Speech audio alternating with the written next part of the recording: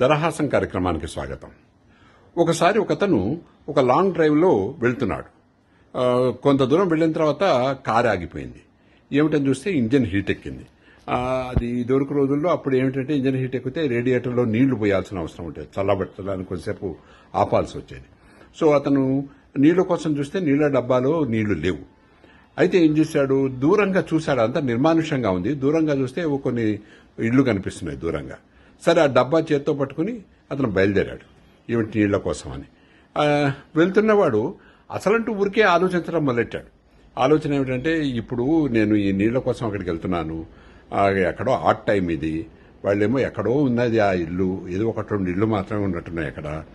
అయితే ఏమిటంటే వెళ్తే వాళ్ళని అడగగానే వాళ్ళు తీసుకొచ్చి ఇస్తే ఓకే బాగానే ఉంది, కానీ వాళ్ళు అందరూ అట్లా ఉంటారా? కొందరు ఉండకపోవచ్చు. వాళ్ళని అడిగితే వాళ్ళు ఏమిటిది పని పాట లేదా ఆ టైంలో రావడం అని అడగచ్చు అని అనొచ్చు వాళ్ళు. అయితే నేను అప్పటికి కూడా చెప్పచ్చు ఏమిటంటే, ఇదిగో ఇలా ఆగిపోయిందండి, దారిలో కారు ఆగిపోయింది, నీళ్లు అందుకోసం వచ్చాను, చుట్టుపక్కల నాకేం కనిపించలేదు అని నేను అనొచ్చు.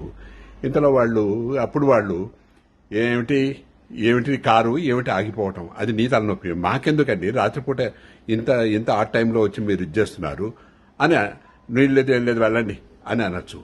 అప్పుడు నేను మీరు వద్దు మీ నీళ్లు వద్దు పండి అని నేను అప్పుడు వచ్చేస్తాను. అప్పుడు అలా ఆలోచించుకుంటూ పాసిబిలిటీస్ అన్నీ ఆలోచించుకుంటూ అతను ఆ ఇంటి దాకా వెళ్ళాడు. వెళ్ళి కాలింగ్ బెల్ నొక్కాడు. ఇదంతా అతను ఆలోచిస్తూనే ఉన్నాడు. వాళ్ళు తలుపు తెరిచి ఏమిటండి అన్నారు.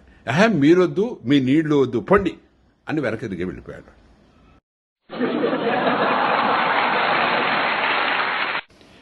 ఇక్కడ విషయం ఏమిటంటే, ఒక పని చేయడానికి మొదట మనం చక్కగా ఆలోచించాలి, అది మంచిదే. కానీ మరీ అవసరానికి మించి చాలా అతిగా ఆలోచించి ఆ సంఘటనలో మనం దూరిపోయి చంద్రముఖిలాగా అయిపోరాదు. అది విషయం.